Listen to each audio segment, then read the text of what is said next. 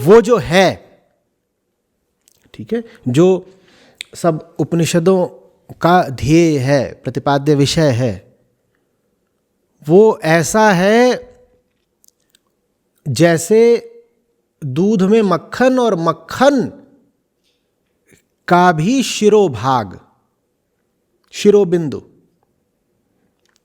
मक्खन के ऊपर रहने वाला सार भाग है वो, ठीक है। छाछ, छाछ पे मक्खन, और मक्खन में भी सबसे ऊपर। तो पहली बात वो जगत में ही है, दूसरी बात वो जगत का शीर्ष है। पहली बात बाहर कहीं नहीं मिलेगा, यहीं मिलेगा। वो जो बिंदु है, माखन माखन संतों ने खाया, वो भी है तो उसी दूध छाछ वाले सिस्टम, उसी व्यवस्था के भीतर ही कहीं का। तुम्हें मथनी जैसा होना चाहिए कि तुम दोनों को अलग कर सको, नहीं तो दूध में तो मक्खन छुपा रह जाता है ना, या हाथ में आ जाता है, कर सकते हो। तुम्हें कैसा होना है? मथनी जैसा होना है कि तुम मथ पाओ, तुम अलग कर पाओ। तो वह सूक्ष्म है, सूक्ष्म माने सबसे हल्का भी है, सबसे हल्का है, शीर्षस्थ है और अंतर्यामी है, बीच में है। ऊपर भी है, बीच में। जब ऊपर है तो कह देते कूटस्थ है, शीर्षस्थ है, कूटस्थ है, अंतर्यामी है। और इतना ही नहीं है, जगत को सब ओर से घेरकर स्थित है वो। जगत में है माने भीतर है, जगत के ऊपर है, अतिशय सूक्ष्म है, और जगत में घेरे हुए भी है, चारों ओर से भी है। ये सारी बातें एक साथ क्यों सही हैं और क्यों कही गई हैं? ये सारी बातें अहंकार के अलग अलग कुतर्कों को संबोधित हैं। ये सारी बातें अहंकार के अलग अलग कुतर्कों को संबोधित हैं, क्योंकि कोई भी बात हमने कहा अपने आप में तो सही होती नहीं। हर बात किसी एक स्थिति में, किसी एक संबोधित इकाई के परिप्रेक्ष्य में सही होती है। तो अहंकार कुतर्क लेकर के आया कि दुनिया में साहब सबसे ऊंची चीज तो पैसा है। तो वहां पे ऋषि उससे क्या बोलेंगे? नहीं, ये जो पूरा जगत का व्यापार है, इसमें सबसे ऊपर है, देखो वो पैसा नहीं है, वो सत्य है, गौर से देखना। तो ये शीर्षस्थ होने की बात उससे कही गई है जो किसी और वस्तु को, सांसारिक वस्तु को शीर्षस्थ मानता है। तुम जैसे ही किसी और चीज़ को बहुत ऊंचा समझने लगोगे तो कोई तुम्हें याद आके दिलाएगा जिसको तुम बहुत ऊंचा समझ रहे हो ना, वो उतना ऊंचा है नहीं। जो सबसे ऊंचा है उसको याद रखो, या ये नहीं भी याद रखो कि सबसे ऊंचा कौन है, तो इतना तो याद रखो ही कि दुनिया का कुछ भी और कोई भी सबसे ऊंचा नहीं हो सकता। समझ में आ रही बात?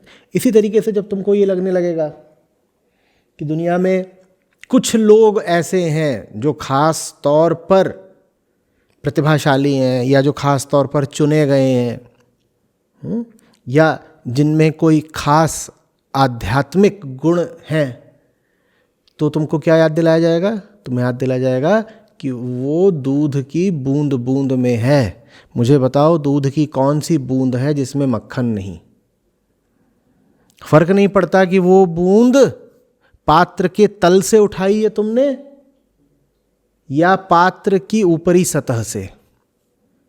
और वो बूंद ऐसी भी हो सकती है जो पात्र से छिटक कर या छलक कर जमीन पर गिर गई। वो जमीन पर भी गिर गई हो, मिट्टी में भी समा गई हो, मक्खन उसमें तब भी था, तब भी है।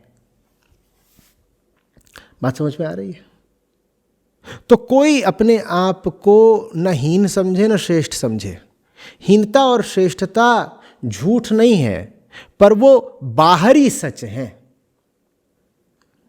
आंतरिक सत्य तो सबका एक ही है, क्या? आत्मा। और वो अलग अलग तो नहीं है, या ऊंचा नीचा तो नहीं है ना। तुम्हारी आत्मा मेरी आत्मा से श्रेष्ठ या हीन कैसे हो सकती है जब आत्मा होती ही एक है। बात समझ में आ रही है? अहंकार ऊंचा या नीचा होता है, और अहंकार के कारण कुछ व्यक्ति सम्मान के पात्र होते हैं और उपेक्षा के दूसरे। ये दोनों बातें एक साथ समझनी होंगी। जहां तक अहंकार का प्रश्न है, मन का प्रश्न है, कोई व्यक्ति तुम्हें निश्चित रूप से ऐसा मिलेगा जो सम्माननीय है, और कोई मिलेगा जो उपेक्षा योग्य है। लेकिन जिसकी उपेक्षा भी कर रहे हो उसके बारे में याद रखना कि है तो ये भी वही, बस झूठ में जी रहा है, अपने आप को भूला बैठा है, अन्यथा है तो वो भी है तो ये भी वही।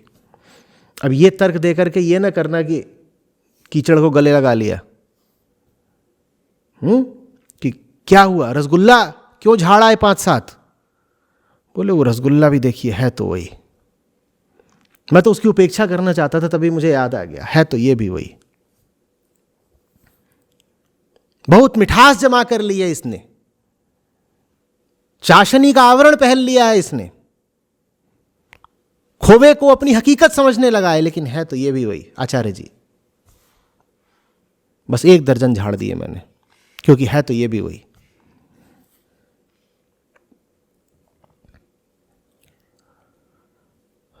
क्या हुआ, सत्र को छोड़ करके वो बाहर किसके साथ घूम रहा था तू? आचार्य जी वैसे तो वो बस कुछ नहीं थी, हाड़ मांस की पुतली है। वो बिल्कुल दिख रहा था, अहंकार बहुत है, राजसिकता बहुत है, अज्ञान बहुत है, पर तभी मुझे आपकी याद आ गई और मैं तो आपका काबिल शिष्य हूं, है तो ये भी वही। तो मैंने कहा फिर जब ये भी परमात्मा ही है तो इसी को क्यों ना भोग लूं। तो आपने बढ़िया किया, आज 3 घंटे तक सत्र चलाया आचार्य जी, 3 घंटे भोग आया, क्योंकि है तो ये भी वही।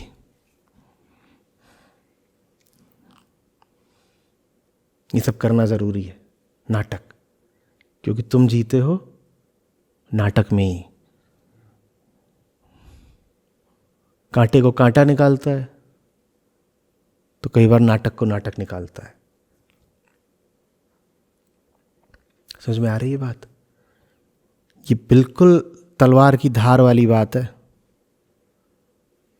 एक और तो ये भूलना ही नहीं है कि है तो सब कुछ वही, और दूसरी ओर ये भी याद रखना है कि लोग आत्मा में नहीं अहंकार में जीते हैं, तो इसीलिए उनका मूल्यांकन भी आत्मा के आधार पर नहीं अहंकार के आधार पर होना चाहिए। तुम आत्मा भी हो अहंकार भी हो, और आत्मा तो अमूल्य है, उसका कौन मूल्यांकन करेगा? तो मुझे अगर तुम्हारा मूल्यांकन वैल्यूएशन करना है तो मैं आत्मा के आधार पर नहीं करूंगा। आत्मा का कौन मूल्यांकन कर सकता है? मैं तुम्हारा मूल्यांकन करूंगा अहंकार के आधार पर, तुम्हारे अहंकार की गुणवत्ता कैसी है। तुम्हारा अहंकार अगर ऊर्ध्वगामी होगा, कोशिश कर रहा होगा आसमान तक पहुंचने की, तुम्हें सम्मान दूंगा, तुम्हारी संगत मांगूंगा। और अगर तुम्हारा अहंकार अधोगामी होगा, कीचड़ में लथपथ होने को व्याकुल, तो तुम अधिक से अधिक मेरी करुणा के पात्र हो सकते हो, सम्मान के नहीं। समझ में आ रही है ना बात? तो इस आधार पर मूल्यांकन नहीं करना है कि सभी ईश्वर ही तो है, नहीं, ये बहुत व्यर्थ बात है। ये ऐसी सी बात है कि कोई शिक्षक सब विद्यार्थियों को 100 में 100 नंबर देके ये बोल के कि सबने अपने जवाब साफ सफेद कागज पर ही तो लिखे थे ना। अरे लिखा कुछ भी हो, कागज तो देखो बिल्कुल निर्मल स्वच्छ साफ है ना, तो सबको बराबर, क्योंकि कागज सबका एक है। अरे कागज तो एक होगा, पर कागज उन्होंने अर्जित नहीं करा है। जिनका तुम मूल्यांकन कर रहे हो उनका मूल्यांकन कागज नहीं कलम के आधार पर होगा। कागज तो देने वाले ने बिल्कुल तुमको साफ धवल स्वच्छ दिया है, पर तुमने अपने अहम की कलम से उस पर लिखा क्या? हम ये देखेंगे। और अगर कागज से मूल्यांकन करना तो तुम्हारा मूल्यांकन नहीं होगा, किसका होगा? वो फिर कागज देने वाले का होगा ना। वो 100 नंबर फिर तुमको नहीं मिले हैं, किसको मिले हैं? वो तो फिर उसको मिले हैं जिसकी आत्मा है। आत्मा को 100 नंबर मिल सकते हैं। तुम आत्मा हो क्या? तुम आत्मा होकर जी रहे हो? तो फिर आत्मा जिस सम्मान की भागी है, तुम वो सम्मान क्यों मांग रहे हो? तुम्हें नहीं मिलना चाहिए। तुम्हें तो हम काले अक्षर पर तोलेंगे। तुमने अपनी जिंदगी की कहानी कैसी लिखी है, इस आधार पर तुम्हारा मूल्यांकन होगा। समझ में आ रही है बात? तो सफेद कागज भी याद रखना है और काली स्याही भी, भूलना दोनों में से किसी को नहीं है। दोनों की अपनी अपनी जगह है। अगर बिल्कुल ही भूल गए कि इस गिरे हुए आदमी में भी परमात्मा है, तो तुम घृणा से भर जाओगे। और घृणा का अधिकारी तो कोई भी नहीं होता। कोई कितना भी गिरा हुआ हो, एक आखिरी बात याद रख लेना कि अंतिम संभावना उसकी भी बहुत ऊंची है, बस वो उस संभावना से बहुत दूर है। तो ये बात भूलनी नहीं है। और न ही ये अनर्थ कर देना है कि सबको बोल दिया कि तुम भी परमात्मा, तुम भी सत्य, तुम भी ब्रह्म। ये महा अनर्थ है। ये भी नहीं कर देना है। ये दोनों बातें एक साथ याद रखना मुश्किल होता है, इन्हें एक साथ याद रखेंगे। समझ में आ रही बात? जगत की एक चीज से भाग करके जगत के दूसरे कोने में जा सकते हो, पर उससे भाग कर कहीं नहीं जा सकते। क्यों नहीं जा सकते? क्योंकि वो तुम्हारे भीतर है। च्वांगजू का याद है ना? एक आदमी था जिसको अपनी पदचाप से डर लगता था। He was afraid of the sound of his footsteps. बहुत डरता था, बहुत जोर से भागता था।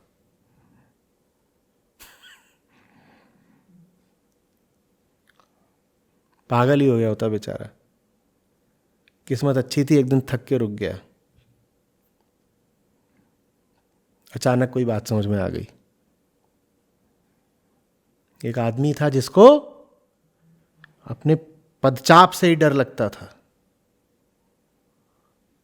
ये क्या है? ये क्यों? आवाज कहां से आई? आवाज कहां से आई? और आवाज से डर के वो फिर बहुत जोर से भागता था, फिर और जोर से भागता था, फिर और जोर से भागता था। जितना भागे आवाज उतनी बढ़ती थी। बच ही गया बस। जाने कैसे एक दिन रुक गया, जाने किसी ने जबरदस्ती पकड़ के रोक दिया कि रुक, थम, अब सुन, बता कहां है?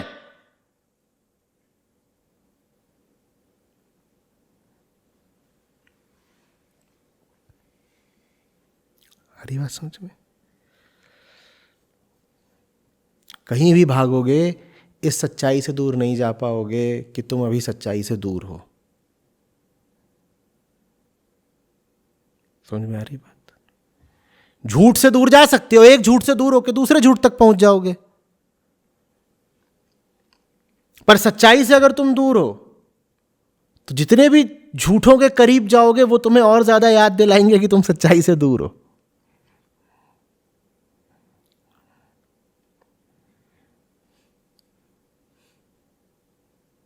एक झूठ से दूसरे झूठ तक।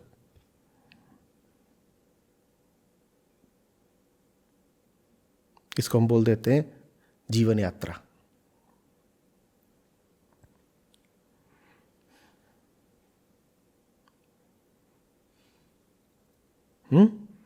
तो जो ये सब जानते हैं वो सब बंधनों से छूट जाते हैं। इन्हीं बातों के विपरीत सोचना ही बंधन है। जिन तर्कों को काटने के लिए ये बातें कही जा रही हैं, उन तर्कों का आश्रय लेना ही बंधन है। समझ में आ रही बात? ये बातें किस लिए कही गई हैं? बंधन को काटने के लिए। और ये बातें कही गई हैं कुछ तर्कों के विरोध में। तो ये तुरंत सोच लिया करो कि किन बातों को काटने के लिए ये बातें बोली गई हैं।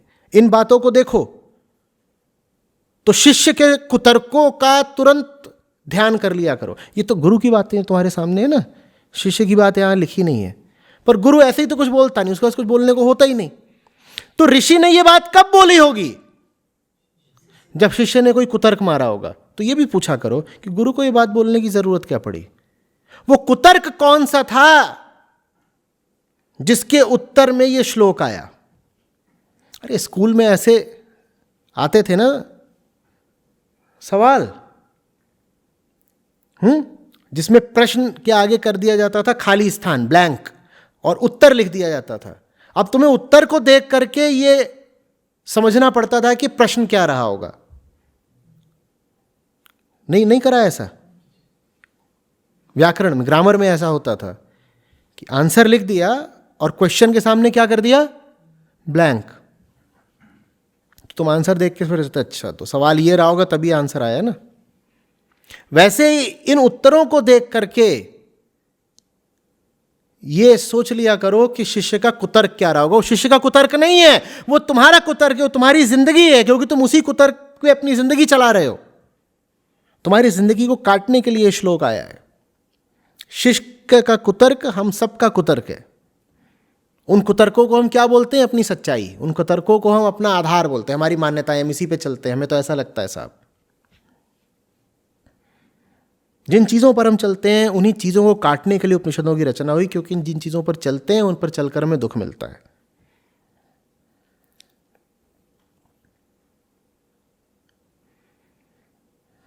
स्पष्ट।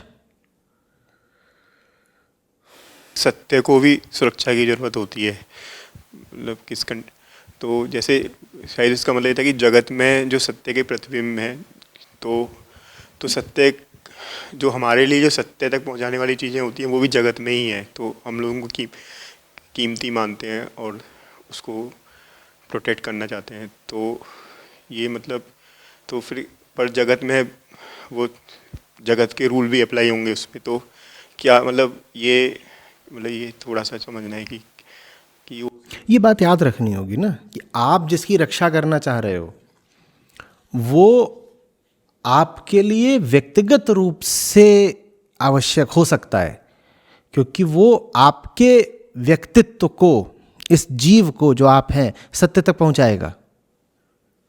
ठीक है, तो वो आपके लिए एक माध्यम की तरह है। माध्यम तो सत्य नहीं होता। माध्यम की रक्षा जरूरी हो सकती है, और ये एक समुचित कारण है माध्यम को रक्षा देने का कि ये मुझे सत्य तक पहुंचाएगा। ठीक है, पर वो माध्यम स्वयं सत्य नहीं है ना।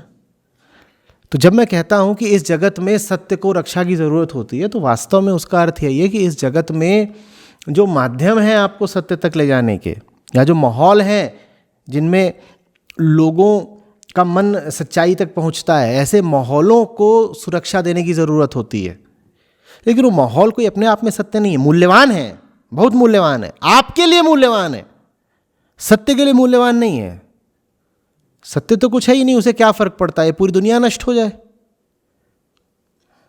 पूरी दुनिया नष्ट हो जाए, इससे सच्चाई पे कौन सी आंच आ जाएगी। लेकिन इस दुनिया में जो प्रार्थियों के लिए सच के सहारे हैं और सच की ओर जाने वाले रास्ते हैं, वो अगर नष्ट हो गए तो प्रार्थियों पर बहुत आंच आ जाएगी। नहीं समझ रहे हो? सच तक कोई साधक, कोई प्रार्थी, कोई मुमुक्षु न पहुंचे, सच को कोई फर्क पड़ता है? लेकिन अगर कोई वहां तक नहीं पहुंचा तो किसको फर्क पड़ेगा? जो नहीं पहुंचे उन्हें जरूर फर्क पड़ जाएगा। तो सच के लिए कुछ भी मूल्यवान नहीं है। सच तो स्वयं अमूल्य है, इनवैल्यूएबल। तो सच के लिए तो कोई भी चीज मूल्यवान नहीं है, वैल्यूएबल नहीं है।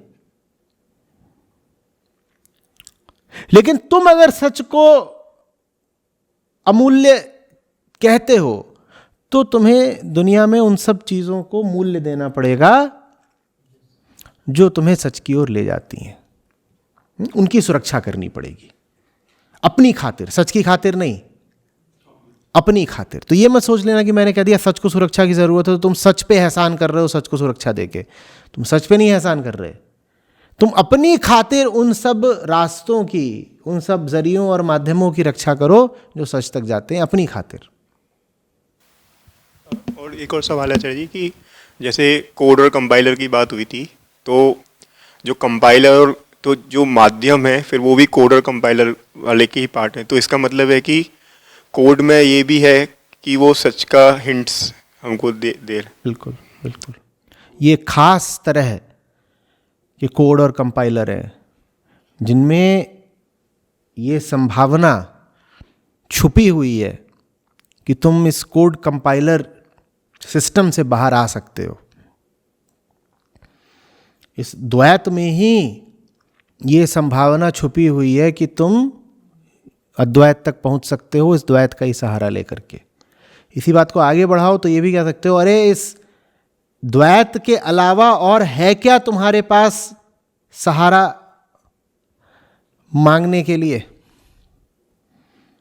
तुम्हें और किससे सहारा मिलेगा? इस दुनिया के अलावा तुम कहां जाओगे सहारा पूछने के लिए? तो जो है यहीं पर है। वही बात यहां आगे श्लोक में भी कही गई है, समस्त प्राणियों में छुपा हुआ है। वो समस्त प्राणियों में छुपा हुआ है, सर्वभूतेषु गूढ़ः। तुम्हारा सहारा तुम्हारे इस कचरे के भीतर ही छुपा हुआ है। उस कचरे को तुम मान सकते हो कि इस खाल के भीतर का कचरा, ऐसे भी देख सकते हो खाल के भीतर क्या, मलमूत्र गंधाता कचरा। उसी कचरे के भीतर एक खास जड़ी छुपी हुई है जो तुम्हारा उपचार करेगी। और उसी बात को ऐसे भी देख सकते हो कि पूरी दुनिया क्या, कचरा ही कचरा। लेकिन इसी दुनिया में ऐसे सहारे भी छुपे हुए हैं, ऐसे गुप्त द्वार भी छुपे हुए हैं। गुप्त द्वार क्यों बोले, खुली किताब है जो तुमको इस दुनिया से बाहर निकालते हैं, मुक्ति देते हैं। जैसे भूल भुलैया से बाहर जाने के रास्ते कहाँ होते हैं? भूल भुलैया में ही होते हैं। तो जगत से जो चीज तुमको तार सकती है, उद्धार के वो रास्ते भी जगत में ही मिलेंगे। वो तुम्हारी अब मर्जी और तुम्हारी कुशलता पर है कि तुम भूल भुलैया की दीवारों पे सर पटक पटक के मर जाते हो या होशियारी से रास्ते दरवाजे खोज लेते हो। ज़्यादातर लोगों क्या होता है, भूल भुलैया में ऐसा नहीं होता कि तुम्हें कोई रास्ता नहीं मिला। गए हो भूल भुलैया, गए हो? वहाँ ऐसा थोड़ी होता है कि रास्ता नहीं मिला, रास्ता नहीं मिला। वहाँ रास्ते सबके पास होते हैं, रास्ते ही रास्ते हैं उसके अंदर, तभी तो भूल भुलैया है। और हर किसी को क्या लग रहा होता है, मुझे मिल गया रास्ता, सही रास्ता मिल गया। वहाँ तुम्हें कोई ऐसा नहीं मिलेगा जो सर खुजा रहा हो कि अरे रास्ता नहीं मिल रहा। वहाँ हर व्यक्ति तुम्हें चलता ही नजर आएगा। जैसे संसार में हर कोई गति कर रहा है, वहाँ भी हर आदमी चल रहा होता है, चल ही रहे हैं, सब चल रहे हैं, सबको पूरा भर मिल गया। इस बार तो मिल गया। 6 बार से बेवकूफ बन रहे थे, इस बार तो मिल ही गया। ये भूल भुलैया है, जहां दरवाजे और भरोसा ऐसे हैं जैसे किसी शातिर अपराधी के 2 हाथ, वो आपस में मिलके काम करते हैं। दरवाजे माने वो जो तुम्हें विकल्प दिखाई देते हैं दुनिया में, 1 दरवाजा, 2 दरवाजा, 3 दरवाजा। भरोसा माने उन विकल्पों में तुम्हारी वो बुद्धि जो चुनाव करती है कि यही दरवाजा तो सही है। तो ये जो हमारा इतना पिटा हुआ अंजाम है, ये दरवाजों और भरोसों की साजिश का छुपा परिणाम है।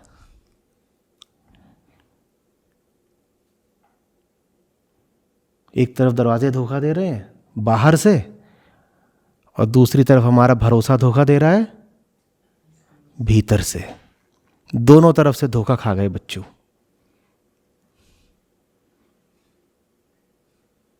यही हो रहा है ना, भूल भुलैया।